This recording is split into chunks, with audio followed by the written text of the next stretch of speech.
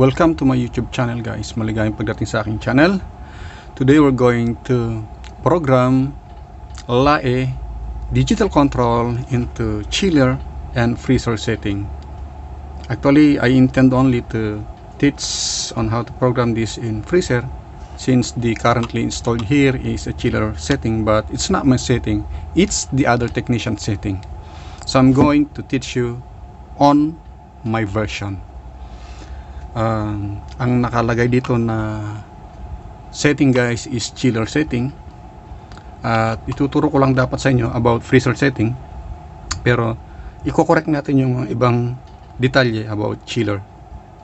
Now let's begin, guys, with SCL parameter. And SCL parameter, guys, is a selection between degrees Fahrenheit and degrees Celsius. In chiller we select degree Celsius, and in freezer 1 degree Celsius. And let's enter that. For the technician in the West, they're using degrees Fahrenheit there. Okay, just press the I button and do not release.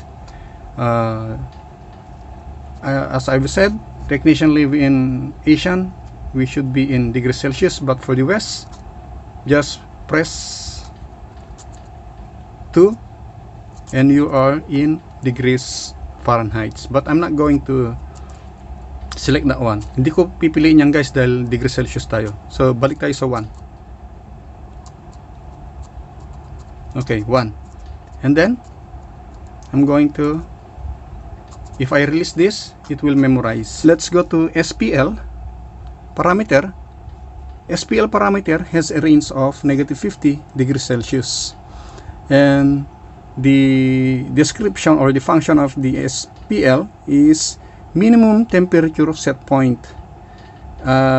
In chiller, our minimum set point is 1 degree Celsius, and in freezer -21 degrees Celsius. Now, since this is a chiller, okay, I'm going to release this one now, and let's proceed to SPL. Ang SPL, guys, ay may range na -50 degrees Celsius.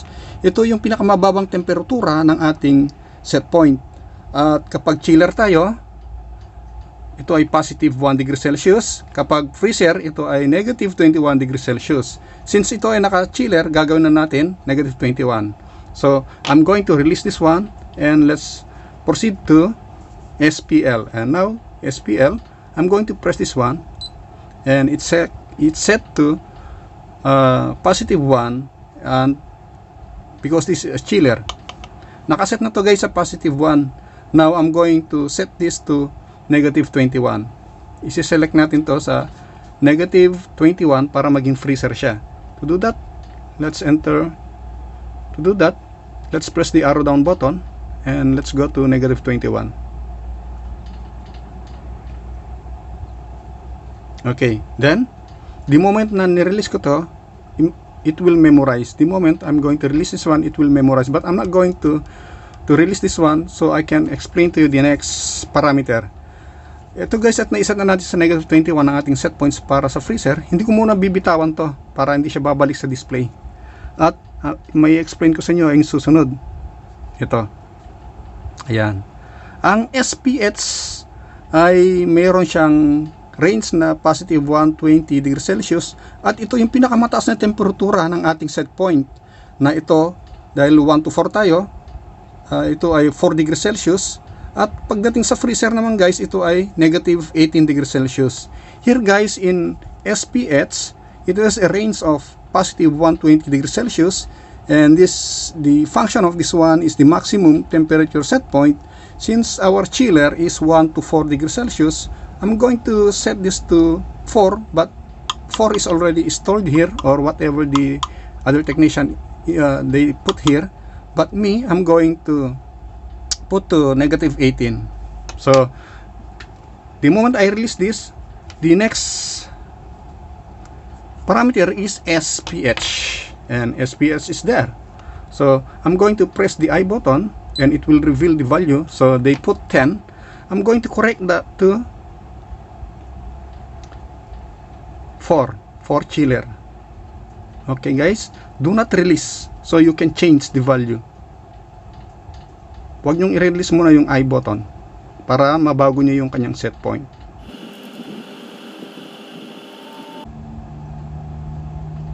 Okay, this is the proper for chiller, but I'm going to make it negative 18 because we are going to program that for freezer. Again, SPH, press, and let's go to negative 18, which is the highest temperature for freezer.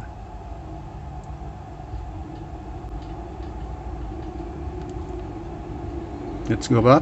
Okay, now the moment I'm going to release this, it will proceed to SP. And take note guys, SP parameter is, it has a range of SPL and SPH degree Celsius. So SP is referring to SPL and SPH. So therefore, this is the effective temperature set point. This one guys is for chiller, we set it to positive 1 degree Celsius. For freezer, negative 21 degrees Celsius. Iseset lang natin ito guys sa negative 21 din, dahil ito yung effective temperature set point ng ating SPL at saka SPH na set point. Sa Dixel ito yung set point. So release natin, nasa SP na tayo. To reveal the value, just press that one. The value is 9, which is the proper must be 1. So to correct that one, let's go to correct that one.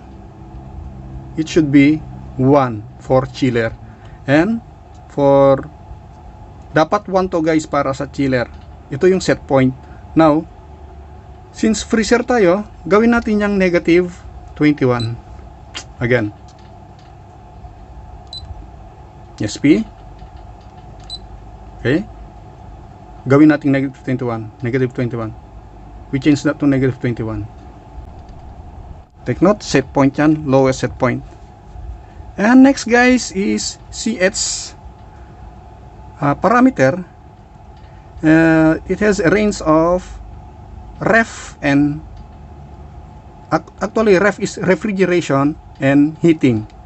HEA is heating. So since we are in refrigeration, we're gonna select ref.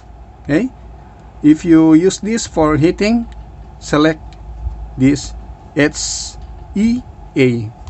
And I'm going to, kapag gagamitin nyo ito guys, itong control na to gagamitin nyo sa heater, iselect nyo ito. Kapag sa cooling naman natin ginagamit, ref tayo. So i-release ko at i-press ko para makita natin yung value. Okay, nakaset na sa ref. At ipapakita ko sa inyo once na binago natin, ito yung heating. This is the heater guys if you want to use this control for heater. Okay, let's go back to ref. Let's proceed to another parameter, which is HYS. Now HYS guys has a range of positive 1 to positive 100 degrees Celsius. And for the description or function, this is thermostat hysteresis. I'm going to change that to 3 degrees Celsius for chiller, same with the freezer. And this one guys is, this is the differential in Dixel. Okay, it's tantamount to differential in Dixel. Now take a look. My set point is 1 and the highest is 4. So we have a differential of between 1, 2, 3, 4. That's why we have a 3 differential here. But in LAE, they call it thermostat hysteresis. I don't know if I got the correct pronunciation. Pardon me. And for the freezer, look at the freezer from negative 18, negative 19, negative 20, negative 21. So we have a 3 degrees Celsius. Ito guys, mga katek, ito yung differential sa Dixel. So kapareho lang ito ng Dixel. Kung nanonood kayo sa aking tutorial doon, ito yung yung differential ng 1 at saka 4 degrees Celsius, na kung bibilang natin 1, 2, 3, 4, meron tayong tatlong diferensya. Yung diferensya na yan, yung ilalagay natin dito sa chiller at saka sa freezer. So bibitawan natin to at titignan natin kung nakaset ngayon. So yan na, HYS. I'm going to press that to reveal the value and it's set to 4. Therefore, pag 4 yan, ito magiging 1 to 5, ito magiging negative 18 to negative 22, but it should be corrected to 3 degrees. Okay, this operation guys is the on-off operation of our compressor. Yung the YS parameter is the operation of compressor, and that is the on and off. And next guys, let's proceed to CRT, compressor rest time. Okay, for the compressor rest time, just put 1 minute, no problem. Ito daw, ang CRT daw guys is compressor magpapahinga daw yung compressor natin. So pagpahinga naman natin yung compressor natin at iseset natin yan, press natin yung I at ang value 1, so walang problema sa 1. Okay, next CT1. Okay, under CT1 guys, it has a selection of 0 to 30 minutes, and this is the compressor run with sensor T1 failure. Ito daw guys, pag nagka-problema yung sensor natin, ito, dinugtungan ko kanina, ito yung T1 sensor natin, room sensor. Kapag nagka-problema daw ito, ang compressor is tatakbo, at ang ilalagay natin for chiller is 15 minutes, same sa parehas lang sa freezer, 15 minutes. Tatakbo siya kahit ito yung nagloko, so mag-on yung unit natin. The parameter CT1 guys, just in case the room sensor got a problem, the compressor still run within 15 minutes, both for chiller and freezer setting. So just put a value of 15 minutes, and the moment I'm going to release this, let's see what is the other technician encode here. So to reveal, press, they only put 3, and I'm going to replace that guys to 15. Palitan natin ng 15 guys. Okay, 15. At sa CT2 naman guys, ito daw yung mamamatay naman yung compressor natin kapag nagloko yung ating sensor. Kapag nagloko, mamamatay daw siya. Lalagay natin sa 30 naman. The CT2 guys, let's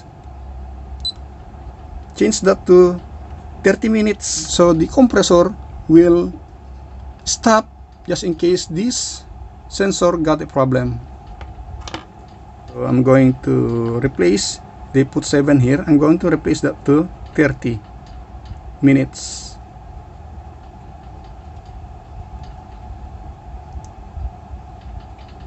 Okay, then next guys is CSD. Press. For the CSD, it has a range of 0 to 30 minutes, and the function is compressor stop delay from door opening. So no need to activate this one guys, so I just leave it blank. For advanced user, if you want to use this function, go ahead. If you know it, go ahead. Ito guys, CSD is para sa compressor stop daw, just in case na binuksan natin yung pintuan. At this times, it's set to 0. I suggest wag na natin gamitin yung function na yan unless advanced user na tayo. And next guys is DFR. Sorry for the mess. Lamesa kasi to guys, kainan. Sorry for the mess because this table is eating purposes also. And next is DFR parameter, and it has a range of 0 to 24, and this is the frosting frequency slash 24 hours. Okay, this one guys is you're going to set the defrost under the DFR. This one is every, for example, you set that to 3 hours, meaning 3 hours divided by 24 is equal to 8 hours. So, meaning in 24 hours counting operation of the compressor, every 8 hours your unit will defrost. Okay, your unit will defrost. And if you put that into 6, for example, it's not a busy store, you put that to 6 hours divided by 24 is equal to 4 hours, meaning every 4 hours this unit will defrost, and you're going to use these guys for non-busy. And you're going to use the 4 or the 3 if it is a busy restaurant or supermarket. Now here I put here 3 for chiller and 4 for freezer, and we're going to change that since this is the one we're going to change.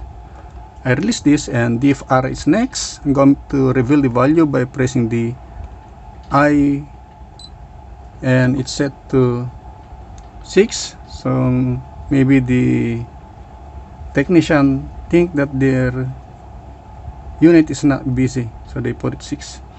Ngayon guys, ilalagay lang natin to sa 4. Yan, gagamitin nyo lang yung 6 kung hindi busy yung restaurant. Pag busy yung pag-install nyo, gawin nyo lang 4 o kaya 3. Pag sa chiller, pwede na yung 3. And then dito pala, tagalugin natin. Ito guys yung yung defrost time ng ating unit. Ito, pag nilagay natin sa 3 divided by 24 divided by 3 is equal to 8. Every 8 hours, kada 8 oras magde-defrost itong unit natin. Ganon din pag nilagay naman natin sa 6, kada 4 na oras magde-defrost ang ating unit. Ngunit gagamitin lang natin ito kung hindi busy yung pag-installan natin ng control. Pag busy, ilagay nyo lang sa 3 pag busy. Next,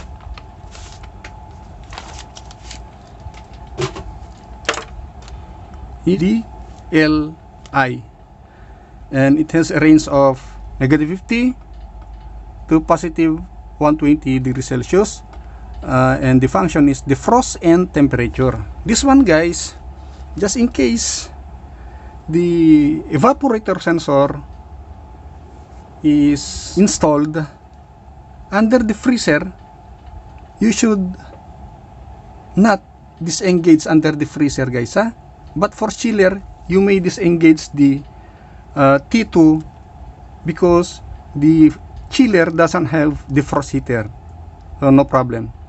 But in freezer you should not disengage the T2 sensor. This one you should not disengage. Okay, and the proper setting for that, for chiller 6 degrees Celsius, and for freezer 1 to 5 no problem, or 1 to 2 no problem, because this one guys, it detects during the defrost operation.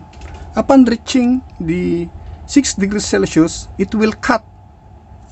Okay, the T sensor sense that the temperature is already 6 degrees Celsius or 1 degree Celsius for freezer. It will cut. It doesn't matter that the DTO is still counting, and the DTO is 20 minutes, 25 in freezer. Our DFR, I set it to 4 divided by 24 is equal to 6. for the freezer. Every 6 hours, this unit will defrost. Now, and take note, this is DFR. Now, under DLI, here, under DLI, I set that to 1 degree Celsius for freezer, 1 degree Celsius for freezer.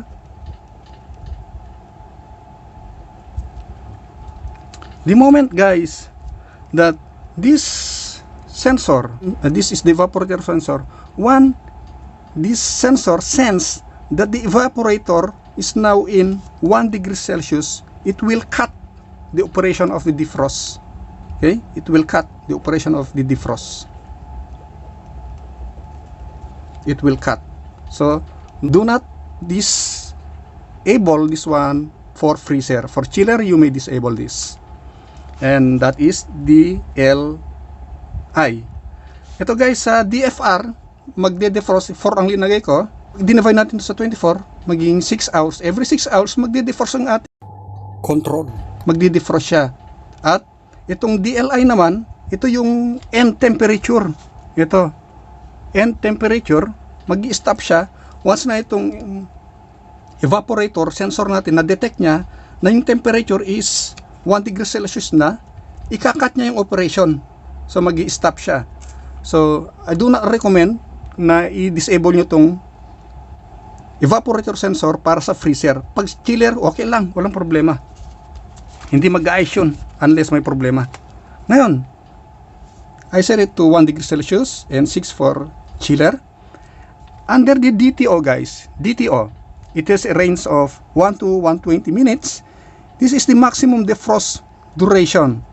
Okay? And I put it to 20 minutes and 25 minutes for, you can put also 30 minutes for freezer. Since I put it to 25 minutes, here. Under the DTO is a duration for the defrost. So I put it to 25 minutes. Now, every 6 hours, this unit will defrost with 25 minutes counting. Just in case the 1 degree Celsius is not being sensed by this sensor, the 25 minutes is still counting and this will prevail. But just in case that this sensor sense that the evaporator sensor is already 1 degree Celsius, this counting will not going to finish because of this DLI. So that is the purpose of T2. Ganito yan guys. Sa defrost, makinig kayo. Napaka-importante nito.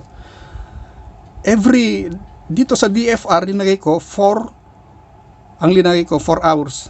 Meaning, every 6 hours magde-defrost ang ating unit. Ito, magde-defrost siya. Pag nag-defrost ito, may count ito na 25 minutes. Kung gusto nyo ng 30, walang problema. Kung gusto nyo ng 20, wala rin problema. Okay?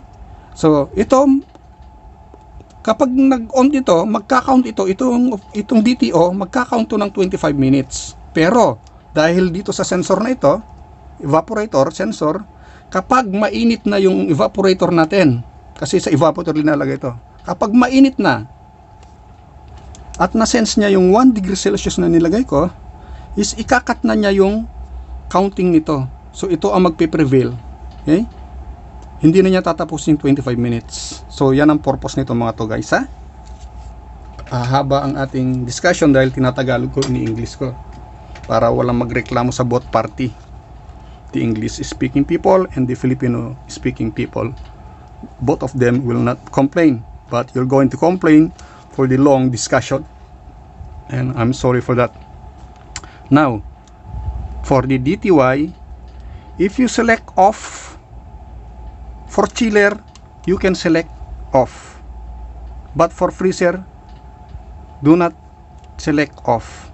Because chiller doesn't have electrical heater or solenoid valve for the gas operation. Ito guys, sa DTY, pwede nyong iselect yung off. Kasi, kapag naka-chiller tayo,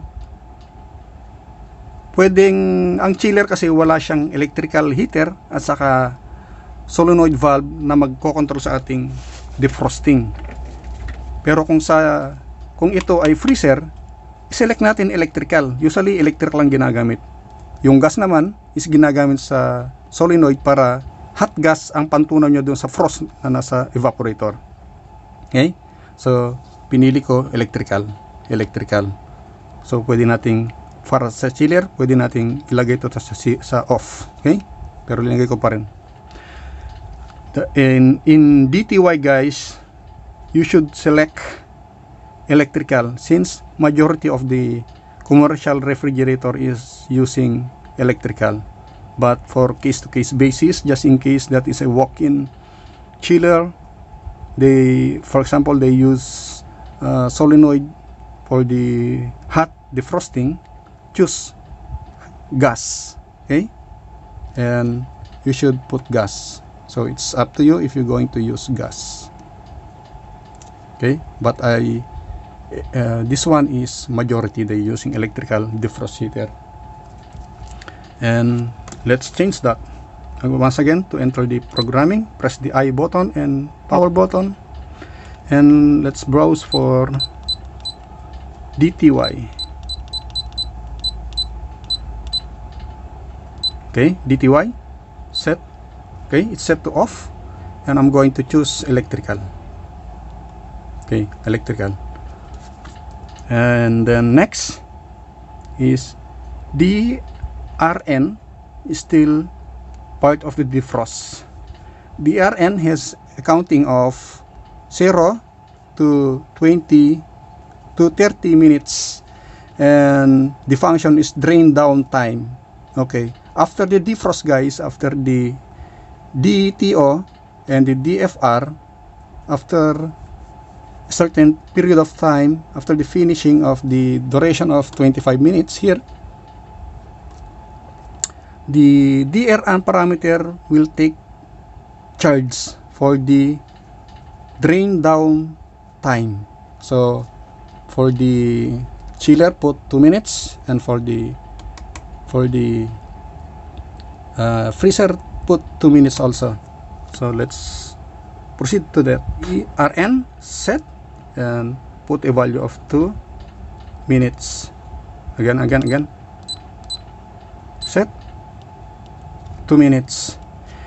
This one guys is the drip time in Dixel. Ito guys, DRN ay ito yung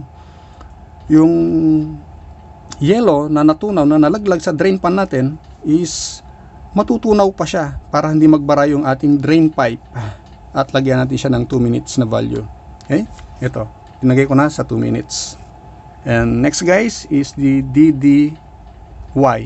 Okay, DDY has a range of 0 to 60 minutes, and this one is defrosting display control. So this one, defrosting display control, you may put 5 minutes here or 10 minutes in freezer. So we're going to change that. DDY, press the I button, and let's put the value of 10 minutes. For chiller, pwede na yung 5 minutes. Sa freezer, lagay nyo lang 10 minutes. Ito yung defrosting display control. And next guys is FID. FID. Yes or no ang selection. This one guys is fan active during defrost. This one for freezer, no. Do not select yes for freezer. Bakit po? Why? Because during defrost, in the drain pan, here's the evaporator.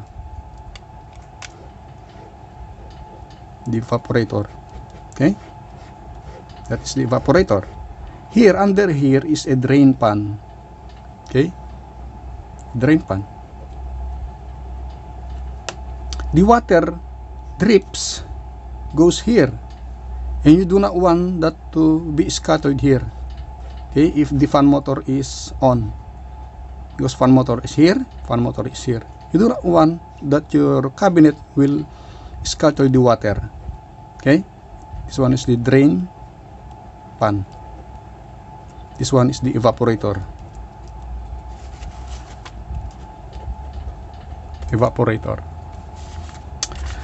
Dito guys sa sa feed,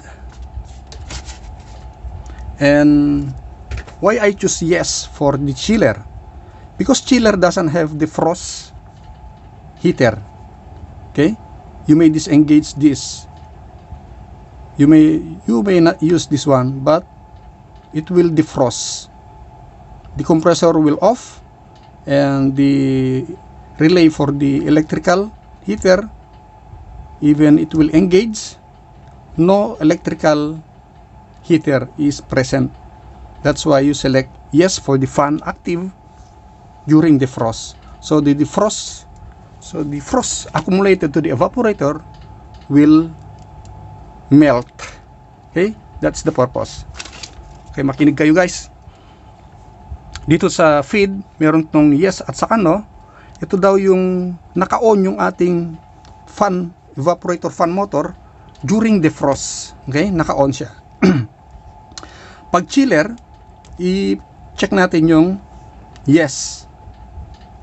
Pag freezer, i-no natin. No. Bakit no? Kasi sa freezer, meron tayong electrical o gas. Okay? Hindi natin kailangan naka-on ang ating fan motor. Nakuha nyo guys? Dahil pag naka-on yan, yung heater natin dito sa ilalim, heater, is nagbabaga siya. Tutunawin niya yung mga yellow na nandito sa ilalim ng ating evaporator. Tutunawin niya. Pag tinunaw niya yon, yung tubig ma-scattered ngayon dito, dahil malamig yung pipe dito, dahil malamig, yung tendency nun, yung pawis niya is malalaglag. Pag nalaglag, pag naka-on to, tatalsik. Mababasa yung ating cabinet. So, no need. Next, FFD. Okay.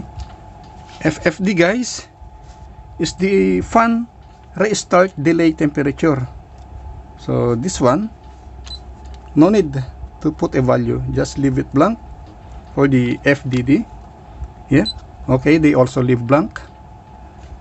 Wala na, hindi na natin kailangan lagyan ng value yung restart delay temperature. Let's proceed to FTI, and it has a selection of 0 to 180 second, and the function is fan stop delay. Okay, for energy saving, we can use this. For energy saving guys, we can put a value of 30 seconds for chiller, but for freezer no need. And then, okay, let's put a value under the FTC no need. FT1 set. Let's put 30 seconds for energy saving, but for freezer no need la. No need. Pag freezer wag na, for energy saving daw. Okay, 30 seconds. And FTC, yes or no, evaporator fan time control.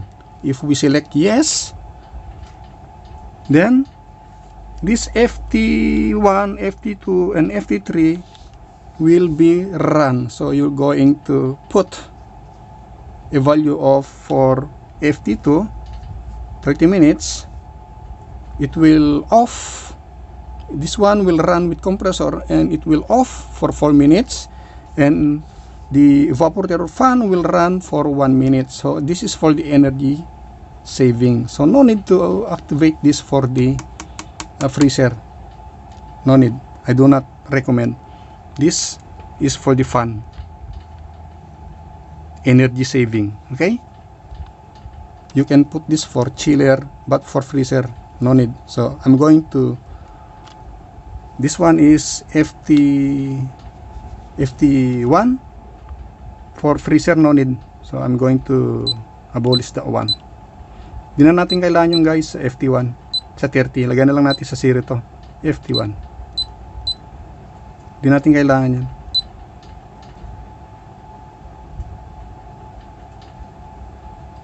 So I put it to 0. I bring back to 0. For chiller, you may use it. Now let's go to ATM. Okay, ATM guys is if you're going to disable the alarm, and we have an alarm, the AL and the AH alarm, and I have a separate video for this. It will flash in my screen, the high alarm and the low alarm, high alarm and low alarm, but I'm going to encode that here so you may understand also. So we are in freezer, so I'm going to encode this. And for the ATM, if you choose MON guys, this here, this alarm here will not in the selection, okay, it will disappear. But if you choose ABS, I put ABS here, this alarm will shown, so you can use the parameter. You can just change it to -26 to -13. But if you choose MON, this one will hide. Ito guys, ang ATM na to, pag pinili natin yung MON, mawawala tong ALA at saka AHA. Mawawala siya sa listahan. At di nyo malalagyan ito kung gagamitin nyo yung alarm. Meron akong separate video, i-flash ko na lang dito sa screen para mapanood nyo ng separate para hindi ganong umaba. Ngayon, pag pinili natin yung ABS, dito nakalagay ABS, magagamit natin yung function niya. May function po ito ha, panoorin nyo na lang. So iseset ko lang siya, and let's proceed that. Let's proceed. Okay, I'm gonna show you the ATM. It's detect high temperature because the evaporator doesn't sense coolness and the room sensor doesn't detect coolness. So again, let's enter. Okay, and let's browse for ATM.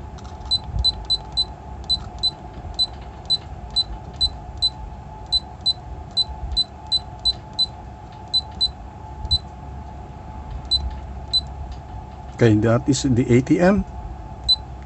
ABS. If you select MON, okay, none here, but here MON, set. See, I choose MON, but none here. And let's check if the AL and AH is gone. ATN.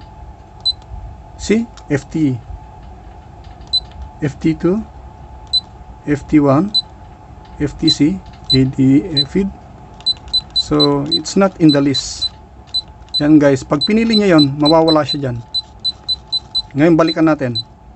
Let's go back to ATM, press, and I'm going to choose ABS, and I release, and there AL and AH is here.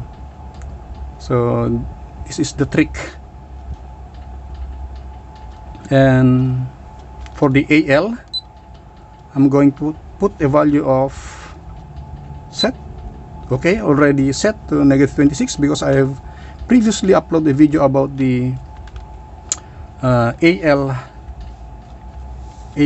parameter for the freezer, and -26 is ideal.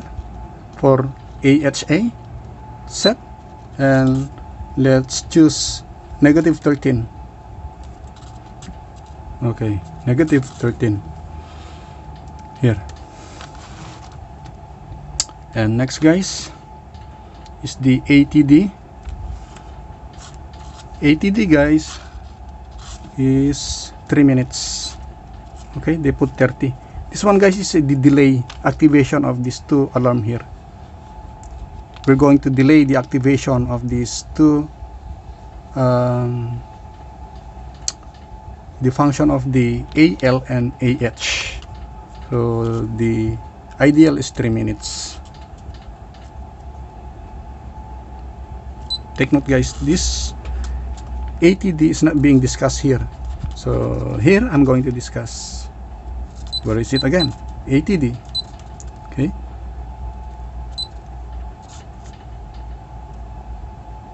let's put a value of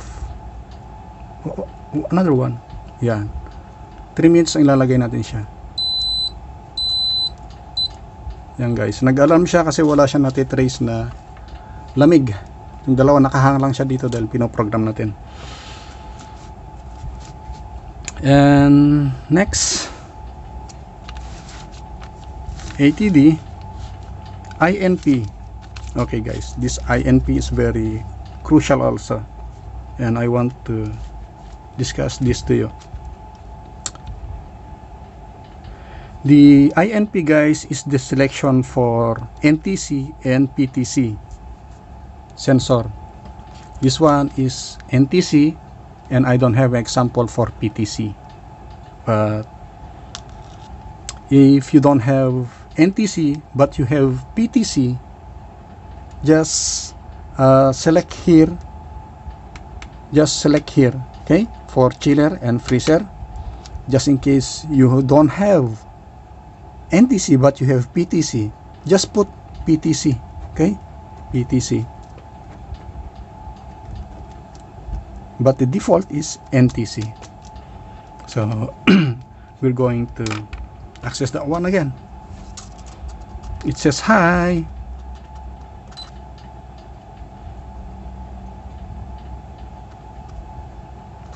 Okay,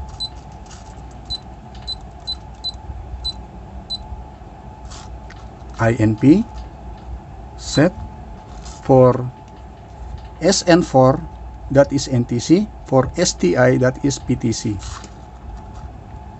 Okay, STI is for the PTC, but I'm going to select the SN4. And next guys, let's proceed to OS1. And OS1 guys is the calibration. Once you want to calibrate the display here inside cabinet, you want to tally that one, go to OS1, okay, and it has a range of negative 125 to positive 125, too long. In Dixel, only negative 12, 0, positive 12, okay, in Dixel. But here they said until negative 125, 0, positive 125. See, have you seen the advancement of this? For Dixel, it's OT. Here under LAE, it's OS1. Okay, so if you want to calibrate right now, we didn't install this to the unit, so I just put 0 there. And for the T2, range of yes and no, this is the probe T2 enabling. This is what I'm talking about here. This is the evaporator. For chiller, if you want to disable this one, you can disable this for chiller, okay, you can disable this, no, but for freezer, do not disable this one because of the parameter end temperature. We need that end temperature.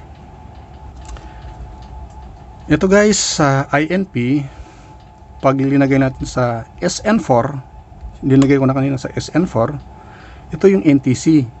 Pero pag wala kayong NTC pero meron kayong PTC, i-select nyo lang ito, okay. And then naman sa OS1, ito guys yung calibration. Ito pinaliwanag ko kanina. Sa LAE, OS1 ang tawag. Sa Dixel, OT naman ang tawag sa kanya. Sa Dixel, meron na siyang range na negative 12, 0, positive 12. Dito sa LAE, ang laki. Tignan nyo.